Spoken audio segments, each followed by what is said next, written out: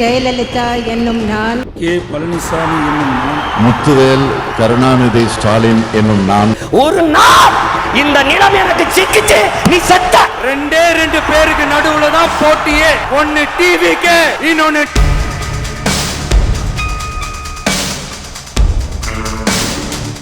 வணக்கம்.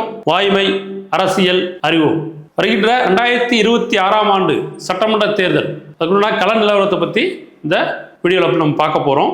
மாவட்ட வாரியா இருக்கக்கூடிய தமிழ்நாட்டில் இருக்கக்கூடிய அனைத்து மாவட்டங்களும் இருக்கக்கூடிய ஒவ்வொரு மாவட்டத்திலையும் தொகுதி வாரியாக பிரித்து அதில் யார் நிற்க போகிறாங்க, கரண்ட்ல யார் சிட்டிங் எம்எல்ஏ, ஆல்ரெடி யார் இருந்தாங்க, யாருக்கு ஃபேவராக இருக்குது, யார் சீட் கிடைக்கும், தற்போதைய நிலவரப்படி எஸ்சிஆர் டிராஃப்ட் படி பார்த்தீங்கன்னா எத்தனை பேர் பார்த்தீங்கன்னா வாக்காளர் நீக்கப்பட்டுள்ளாங்க. இதெல்லாமே இந்த வீடியோவில் பார்க்க போகிறோம். இதில் முதன்மையாக என்ன பார்க்க போகிறோம் அப்படின்னா, எந்த மாவட்டத்தை பார்க்க போறோம்னா தமிழ்நாட்டின் தலைநகரமான சென்னை மாநகரத்தை பற்றி பார்க்க போகிறோம். சென்னை மாநகரத்தில் மொத்தம் 16 தொகுதிகள் இருக்கு. அதில் பகுதி வயசா பார்க்க போறோம். இல்லை, பகுதி வாரியாக பார்த்தீங்கன்னா நம்ம பார்க்க போகிறோம். அந்த பகுதி வாரியாக முதல் பகுதியில் அண்ணா நகர், வில்லிவாக்கம், விருகம்பாக்கம், பெரம்பூர் இந்த தொகுதியில பத்தி நம்ம பார்க்க போறோம். முதல்ல அண்ணா நகர் பார்ப்போம். அங்க அண்ணா நகர் சட்டமன்ற தொகுதி, அண்ணா நகர் சட்டமன்ற தொகுதி. இப்போ 2016 ஆண்டு நடந்த தேர்தலில் எம்.கே. மோகன் அவர் தான் வெற்றி பெற்றார், திமுக சேர்ந்தவர். கரண்ட் சிட்டிங் எம்எல்ஏ 2021 ஆண்டு வெற்றி பெற்றதும் அவர் தான். ஸோ இந்த தொகுதி பார்த்தீங்கன்னா உங்களுக்கு திமுகவுக்கு ஃபேவரான தொகுதி தான். இதில் உங்களுக்கு வாக்காளர்கள் பார்த்தீங்கன்னா உங்களுக்கு ஆஸ் பெர் 2025 ஆண்டு ஜனவரி நிலவரப்படி ஆண் வாக்காளர்கள் 1,37,140 பேர் இருந்தாங்க. பெண் வாக்காளர்கள் 1,43,248, மூன்றாம் பாலினத்தவர் 102, மொத்தம் 2,80,490 வாக்காளர்கள் இருந்திருக்காங்க. 2026 ஆண்டு எஸ்ஐஆர் டிராஃப்ட் படி பார்த்தீங்கன்னா 69,071 ஆண் வாக்காளர்களும் 73,603 பெண் வாக்காளர்களும் 32 மூன்றாம் பாலினத்தவர் வாக்காளர்களும் இருக்கிறாங்க. மொத்தம் 1,42,076 வாக்காளர்கள் மொத்தம் எஸ்ஐஆர் டிராஃப்ட் படி இருக்கு. ஸோ அதன் மூலியமா உங்களுக்கு பார்த்தீங்கன்னா அரௌண்ட் இதுல 1,40,000 1,40,000 வாக்குகள் குறைக்கப்பட்டுள்ளது. எஸ்ஐஆர் டிராஃப்ட் படி 1,40,000 வாக்குகள் குறைக்கப்பட்டுள்ளது. இந்த தொகுதியை பொறுத்தளவு உங்களுக்கு ஒரு முறை அதிமுக வென்று இருக்குது, மற்றொரு முறை பார்த்தீங்கன்னா காங்கிரஸ் வென்றுள்ளது. ஒரு முறை அதிமுக 2011 ஆண்டு கோகுலேந்திரா அவங்க வெற்றி பெற்று அமைச்சராக இருந்தாங்க. ஸோ அதுக்கு முன்னாடி காங்கிரஸ் வெற்றி பெற்றிருக்குது.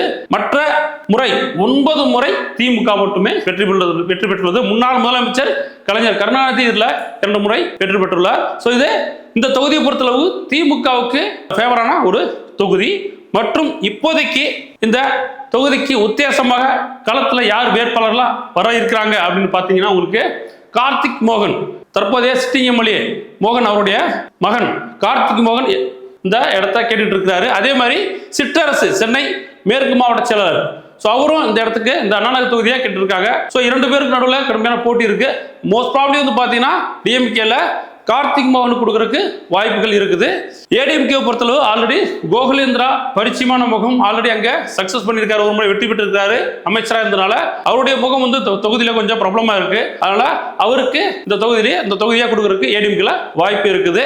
இந்த தொகுதியை பொறுத்தளவு வாக்கு வங்கி உங்களுக்கு அதிகமான ஒரு 35% மேற்பட்டு பார்த்தீங்கன்னா நாயுடு மக்கள் இருக்காங்க. சரியா, தெலுங்கு பேசக்கூடிய நாயுடு மக்கள் இருக்கிறாங்க, மற்றும் பட்டியல் சமூக மக்கள் இருக்கிறாங்க, அடுத்து கிறிஸ்தவர்கள் இருக்காங்க, அதுக்கடுத்து இஸ்லாமியர் இருக்காங்க, மேலும் அடுத்து கடைசியா இடையிலே சமூகத்தினர் கொஞ்சம் பேர் இருக்கிறாங்க. ஸோ இதுல அதிகமா உங்களுக்கு நாயுடு வாக்காளர்கள் இருக்கிறாங்க. அதனால இந்த அண்ணா நகர் பொறுத்தல உங்களுக்கு திமுகவுக்கு சாதகமாக இருக்கிறதுக்கு வாய்ப்புகள் இருக்கு. மேலும் தற்போது விஜய் கட்சியில் இருக்கக்கூடிய சரிங்களா, ஸோ இந்த யங்ஸ்டர்ஸ் நிறைய பேர் விஜய் கட்சிக்கு நிறைய பேர் போட்டு போடுறதுக்கு சொல்லிட்டு இருக்காங்க. அதனால ஒருவேளை பார்த்தீங்கன்னா இந்த தொகுதி இந்த முறை திமுக கடினமான ஒரு போட்டியை கொடுக்கலாம். ஏன்னா அதிகமான இளைஞர்கள் டிவிகே பக்கம் ஓட்டு போட சொல்லியிருக்கிறதுனால மேபி வரக்கூடிய 2026 ஆண்டு எலெக்ஷன் திமுகவுக்கு மிகவும் கடினமான தொகுதியா இது மாறக்கூடும். அடுத்த சட்டமன்ற தொகுதி வில்லிவாக்கம் சட்டமன்ற தொகுதி. இந்த வில்லிவாக்கம் சட்டமன்ற தொகுதியில் 2016 ஆண்டு திமுகவை சேர்ந்த பா. ரங்கநாதன் வெற்றி பெற்றிருந்தார். 2021 ஆண்டு தேர்தலில் வெற்றியாளன் அவரும் திமுகவை சேர்ந்தவர் தான். ஸோ 2 முறையும் கடைசியாக டிஎம்கே தான் வென்றிருக்கிறாங்க. இங்கே இருக்கக்கூடிய வாக்காளர்கள் பார்த்தீங்கன்னா ஆஸ் பர் 2025 ஆண்டு ஜனவரி நிலவரப்படி ஆண் வாக்காளர்கள் 1,19,733 பேரும், பெண் வாக்காளர்கள் 1,24,730 பேரும், பாலினத்தவர் மூன்றாம் பாலினத்தவர் 65 பேர் இருக்காங்க. மொத்தம் வாக்காளர் வந்து பாத்தீங்கன்னா 2,44,528 பேர். ஆஸ் பர் 2026 ஆண்டு எஸ்ஏஆர் டிராஃப்ட் படி வந்து பாத்தீங்கன்னா உங்களுக்கு ஆண் வாக்காளர் 78,287 பேரும், பெண் வாக்காளர்கள் 83,802 பேரும், மூன்றாம் பாலினத்தவர் 46 பேரும் வாக்காளர் இருக்காங்க. மொத்த வாக்காளர் வந்து பாத்தீங்கன்னா 1,62,135 பேர் இருக்கிறாங்க. மேலும் இந்த 2 பேருக்கு வந்து பாத்தீங்கன்னா இப்போ 2025 ஆண்டு ஜனவரி நிலவரப்படியும் எஸ்ஏஆர் டிராஃப்ட் படி இருக்கக்கூடிய வாக்காளர்கள் வேறுபாடு வந்து 82,000க்கு மேற்பட்டு இருக்குது. ஓகேங்களா? சோ அப்ப இதுல 82,000 வாக்காளர் நீக்கப்பட்டுள்ளனர். அது வந்து டெத் வாக்கா இருக்கலாம், இல்ல வந்து மைக்ரேட்டர் வாக்கா இருக்கலாம். சோ வந்து பாத்தீங்கன்னா உங்களுக்கு 82,000 வாக்காளர்கள் வில்லிவாக்கம் பகுதியில் மட்டும் நீக்கப்பட்டுள்ளனர். ஓகே, சோ இதுக்கு முன்னாடி இந்த வில்லிவாக்கம் தொகுதியை பொறுத்தவரை வந்து பாத்தீங்கன்னா 2 முறை வந்து பாத்தீங்கன்னா சிபிஐ எம் வந்து பாத்தீங்கன்னா மார்க்சிஸ்ட் கட்சி வந்து பாத்தீங்கன்னா வென்றிருக்காங்க. அதிமுக 2 முறை வந்து பாத்தீங்கன்னா சக்சஸ் பண்ணியிருக்காங்க. காங்கிரஸ் ஒரு முறையும், தமாக தமிழ் மாநில காங்கிரஸ் ஒரு முறையும் வென்றிருக்காங்க. 5 முறை திமுக வென்றுள்ளது. 5 முறை திமுக வென்றுள்ளது.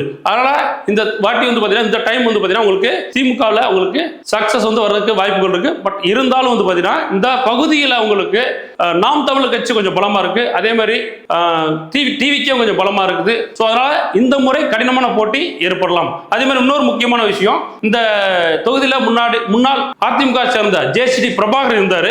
சோ அவருக்கு அந்த தொகுதியில அவரு பிரபலமான நபர், அவருக்கு ஒரு தனிப்பட்ட வாக்கு வங்கி இருக்கு. அவர் இப்போ விஜய் கட்சியில போய் சேர்ந்ததுனால, டிவிக்கு போய் சேர்ந்ததுனால இந்த முறை அவருக்கு அங்க சீட்டு கொடுக்கறதுக்கு வாய்ப்புகள் இருக்கு. ஒருவேளை அவர் நின்றால் இன்னும் வந்து கடினமாக இந்த தொகுதி மாற வாய்ப்பு உள்ளது.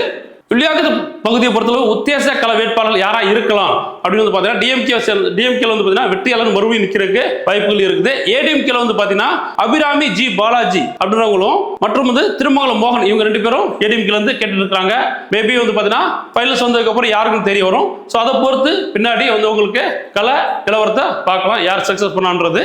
சோ தென் வாக்கு வங்கி இந்த வில்லிவாக்கம் தொகுதியில அதிகமா வந்து நாயுடு வாக்காளர் இருக்கிறாங்க.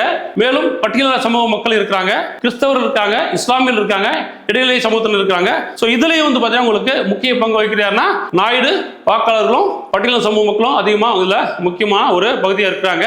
மேலும் இஸ்லாமியர் வந்து பாத்தீங்கன்னா இதுல முக்கியமான ஒரு பங்கு வைப்பாங்க. ஏன்னா இவங்க வந்து பாத்தீங்கன்னா டிசைனிங் ஃபேக்டரா வந்து பாத்தீங்கன்னா வில்லிவாக்கம் தொகுதியில இருக்கிறாங்க. வில்லிவாக்கம் வந்து பாத்தீங்கன்னா ஒரு முக்கியமான தொகுதியா சென்னையில அறியப்படுது.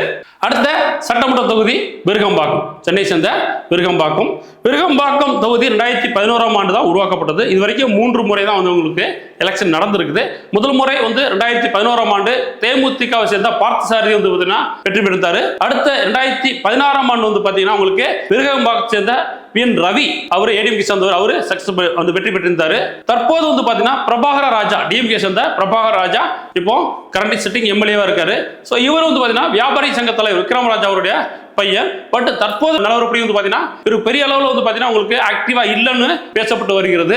சரிங்களா? சோ அதனால இந்த முறை அவருக்கு சீட் கிடைக்குமானது கொஞ்சம் டவுட்டா இருக்குது. Right, okay. 2025 ஆண்டு நிலவரப்படி, ஜனவரி நிலவரப்படி இங்க இருக்கக்கூடிய வாக்காளர்கள் எத்தனை பேர் வந்து பாத்தீங்கன்னா ஆண் வாக்காளர்கள் 1,42,634 பேர் இருக்கிறாங்க.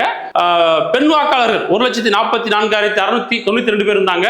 மூன்றாம் பாலினத்தவர் வாக்காளர்கள் 91 பேரும். மொத்த வாக்காளர்கள் 2,87,417. இது வந்து ஜனவரி 2025 ஆண்டு நிலவரப்படி. இப்போ தற்போது 2026 ஆண்டு எஸ்ஏஆர் டிராஃப்ட் படி பாத்தீங்கன்னா உங்களுக்கு மேல் வாக்காளர் ஆண் வாக்காளர்கள் 84,945, பெண் வாக்காளர்கள் 90,130, மூன்றாம் பாலின வாக்காளர்கள் 48 பேர். மொத்தம் வந்து பாத்தீங்கன்னா இதுல 1,75,123 வாக்காளர்கள் எஸ்ஏஆர் டிராஃப்ட் படி இருக்கிறாங்க. இப்போ இந்த இரண்டுக்கும் பார்க்கும்போது டிஃபரன்ஸ் என்ன அப்படின்னா 1,12,000 கிட்டத்தட்ட 1,12,000 வாக்காளர்கள் இதுல இருந்து உங்களுக்கு நீக்கப்பட்டுள்ளனர். இதுல ஒண்ணு மேபி டெத் வாக்காளர்களா இருக்கலாம், இல்ல மைக்ரேட்டர் வாக்காளராக இருக்கலாம். சோ இதுல கிட்டத்தட்ட 1,12,000 பேர் வந்து நீக்கப்பட்டுள்ளனர். இது மிகப்பெரிய ஒரு முக்கியமான விஷயம். இந்த நிலவரப்படி வந்து பாத்தீங்கன்னா உங்களுக்கு உத்தேச கள வேட்பாளர் யார் இருக்காங்கன்னா டிஎம்கேவை வந்து உங்களுக்கு பிரபாகர ராஜா முருடி கேட்பாரு. பட் அவர் கொடுப்பாங்கன்னு தெரியல. ஏன்னா இந்த இடத்துல கேகேஆர் தனசேகரன் வந்து ரொம்ப வந்து பவர்ஃபுல்லான பர்சனா இருக்காரு, ரொம்ப பரிச்சயமான ஆளா இருக்காரு, நிறைய வந்து பாத்தீங்கன்னா அவர் ஒர்க் பண்ணி இருக்காரு. அதனால இந்த முறை கேகே நகர் தனசேகரனுக்கு கிடைக்கிறதுக்கு வாய்ப்புகள் அதிகமா இருக்கு. இருக்கு இந்த தொகுதி. மேலும் காசி முத்துமாணிக்கம் அவரும் வந்து பார்த்தீங்கன்னா திமுக வத்த அணி செயலாளர், அவரும் இந்த தொகுதியை கேட்டுட்டு இருக்கிறாரு. பட் அதிகமான வாய்ப்புகள் கேட்கிற தனசேகருக்கு இருக்கு. ஏடிஎம்கேல மீண்டும் விருகை VN ரவி எக்ஸ்எம்எல்ஏ அவரும் நிற்பார். சரிங்களா, அவருக்கு கண்டிப்பா அவர் தான் நிற்கிறதுக்கு வாய்ப்பு இருக்கு. ஒருவேளை அதிமுகவுக்கு அந்த தொகுதி ஒதுக்கப்பட்டால் விருகை VN ரவி அந்த இடத்துல போட்டியிடுவார். ஒருவேளை பிஜேபிக்கு ஒதுக்கப்பட்டால் தமிழிசை சவுந்தரராஜன் அந்த இடத்துல நிற்கிறதுக்கு வாய்ப்புகள் இருக்கு. இன்னொரு முக்கியமான விஷயம், தேமுதிக வந்து உங்களுக்கு ஏடிஎம்கேல அலைன்ஸ்ல உள்ள வந்துட்டாங்க அப்படின்னா அங்க மறுபடியும் பார்த்த சாரதி ஆல்ரெடி அவர் சக்சஸ்ஃபுல்லா இருந்தார்ல. ஸோ ஒரு 2011ஆம் ஆண்டு வெற்றி பெற்றார். அவரும் இந்த தொகுதியில போட்டி இருக்கு, வாய்ப்புகள் இருக்குது. முக்கியமா இந்த தமிழிசை சவுந்தரராஜன் ஏன் வந்து இங்க இருக்கிறாங்க அப்படின்னா இங்க தென் மாவட்ட மக்கள் அதிகம் பேர் இருக்கிறாங்க. தென் மாவட்டம் சேர்ந்த மக்கள் அதிகம் பேர் இந்த ஊர்ல செட்டில் ஆயிருக்கிறாங்க. ஸோ அதனால அவங்கள சமூக வாக்காளர் நிறைய பேர் இருக்கிறதுனால அவருக்கு ஒரு சாதகமான தொகுதியா இந்த தொகுதி பார்க்கப்படுது. ஸோ ஃபைனலா வந்து பாத்தீங்கன்னா உங்களுக்கு தொகுதி வந்து யாருக்கு எந்த கட்சிக்கு ஒதுக்குறாங்களோ அதை பேஸ் பண்ணி இருக்கும். ஒருவேளை டிஎம்கே வந்து பாத்தீங்கன்னா KK தனசேகரனுக்கு கண்டிப்பா வாய்ப்புகள் இருக்குது. ஏடிஎம்கே போட்டியிட்டா விருகை VN ரவி, பிஜேபி போட்டியிட்டால் தமிழிசை சவுந்தரராஜன், தேமுதிக போட்டியிட்டால் பார்த்தசாரதிக்கு வாய்ப்பு உள்ளது. வாக்கு வங்கி அதிகமா இங்க யார் இருக்காங்க, தேவர் இன மக்கள் இருக்காங்க, அப்புறம் பட்டியலின சமூக மக்கள் இருக்காங்க, மேலும் நாடார் கொஞ்சம் அதிகமா இருக்கிறாங்க. அடுத்த சட்டமன்ற தொகுதி பெரம்பூர், சென்னை சேர்ந்த பெரம்பூர். இதுல 2016ஆம் ஆண்டு ஏடிஎம்கே சேர்ந்த வெற்றிவேல் வெற்றி பெற்றிருந்தார். தற்போதைய சிட்டிங் எம்எல்ஏ வந்து பாத்தீங்கன்னா 2021ஆம் ஆண்டு வெற்றி பெற்ற RD சேகர், டிஎம்கே சேர்ந்தவர் RD சேகர். இங்க இருக்கக்கூடிய வாக்காளர்கள் எத்தனை நம்பர் வந்து பாத்தீங்கன்னா உங்களுக்கு 2025ஆம் ஆண்டு ஜனவரி நிலவரப்படி 1,45,072 ஆண் வாக்காளர்கள், 1,50,696 பெண் வாக்காளர்கள், 92 மூன்றாம் பாலினத்த வாக்காளர்கள், மொத்தம் 2,95,860 பேர் இங்க வாக்காளர்களா இருந்தாங்க. தற்போது 2026ஆம் ஆண்டு SIR டிராப்ட் படி மேல் வாக்காளர்கள் 97,357 பேரும், பெண் வாக்காளர்கள் 1,02,758 பேரும், மூன்றாம் பாலின வாக்காளர்கள் 66 பேரும் இருக்கிறாங்க. மொத்த வாக்காளர்கள் 2,181 வாக்காளர்கள் இப்போது இருக்கிறாங்க. சோ அப்ப இதுல மொத்தம் அரௌண்ட் ஒரு 95,000 வாக்காளர்கள் வந்து இதுல இந்த பகுதியில் இருந்து மட்டும் நீக்கப்பட்டுள்ளனர். ஓகேங்களா? சோ இப்போ உத்தேச கள வேட்பாளர்கள் இங்க யார் இருக்காங்க அப்படின்னு பாத்தீங்கன்னா உங்களுக்கு மறுபடியும் RD சேகர் நிக்கிறதுக்கு வாய்ப்புகள் இருக்கு. மேலும் ஒரு முறை இந்த தொகுதியை பொறுத்தளவு அதிமுக 2 முறை வென்றுள்ளது, காங்கிரஸ் 1 முறை வென்றுள்ளது, சுயேட்சை 2 முறை வென்றுள்ளனர், திமுக 9 முறை வென்றுள்ளது, மார்க்சிஸ்ட் கம்யூனிஸ்ட் 3 முறை வென்றுள்ளது. சோ இங்க உங்களுக்கு கொஞ்சம் தொழிலாளர்கள் அதிகமா இருக்கிறதுனால, இந்த பகுதியில தொழிலாளர்கள் அதிகமா இருக்கிறதால உங்களுக்கு இந்த முறை ஒருவேளை கூட்டணி கட்சியான மார்க்சிஸ்ட் கம்யூனிஸ்ட் கேட்கலாம். ஆனா சென்னையை பொறுத்தளவு பெரும்பாலும் 16 தொகுதிகளில் உங்களுக்கு 15 தொகுதியில் மேக்ஸிமம் 15 தொகுதியில் கண்டிப்பா திமுக போட்டிட்டும். ஆனால் ஒரு தொகுதி வந்து பெரம்பூர் தொகுதி கொடுக்கறதுக்கு வாய்ப்புகள் இருக்கான்றது கொஞ்சம் டவுட்டான விஷயம். பட் வந்து மார்க்சிஸ்ட் கம்யூனிஸ்ட் கண்டிப்பா கேட்பாங்க. பட் ஃபைனல்ஸ் ஆனதுக்கு அப்புறம் அதை பார்ப்போம். இந்த பெரம்பூர் தொகுதியில உத்தேச கள வேட்பாளர்கள் யார் இருக்கிறாங்க பாத்தீங்கன்னா டிஎம்கே சேர்ந்த இப்போ சிட்டிங் எம்எல்ஏ RD சேகர் இருக்கிறாரு. அடுத்து வட்டச்செயலாளர் பாபு அவரு இந்த தொகுதியை கேட்டு இருக்காரு.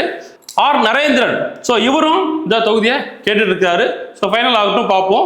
ஏடிஎம்கே பொறுத்தளவு MA சேவியர் அவர் கேட்டிருக்காரு. காங்கிரஸ் பொறுத்தளவு டில்லி பாபு கேட்டிருக்காரு. சோ ஃபைனலா இந்த தொகுதி எந்த கட்சிக்கு ஒதுக்கப்படுதுன்னு பொறுத்து வெற்றி வாய்ப்பை நிர்ணயமாகும். பெரும்பாலும் இந்த தொகுதிக்கு உங்களுக்கு இப்போ டிஎம்கேக்கு ஃபேவரா தான் தற்போதைய நிலவரப்படி இருக்குது. பின்னாடி உங்களுக்கு பிரச்சாரத்தை பொறுத்து உங்களுக்கு வெற்றிகள் மாறுபடும்.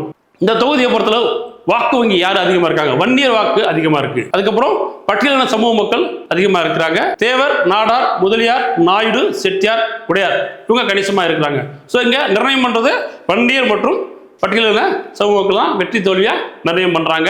சோ இந்த வீடியோல நம்ம சென்னை முதல் பாகம் பார்த்தோம். அண்ணா நகர், விருகம்பாக்கம், வில்லிவாக்கம் மற்றும் பெரம்பூர் தொகுதி பத்தி கள உத்தேச வேட்பாளர் யாரு, இதுக்கு முன்னாடி இந்த தொகுதி யாருக்கு ஃபேவரா இருந்தது, அடுத்து யாருக்கு வாய்ப்பு இருக்கும் அப்படின்றத நம்ம பார்த்தோம். அடுத்து ஒவ்வொரு பகுதியா அடுத்த கட்டமா 3 பகுதியில வந்து சென்னையை பார்க்க போறோம். ஓகேங்களா?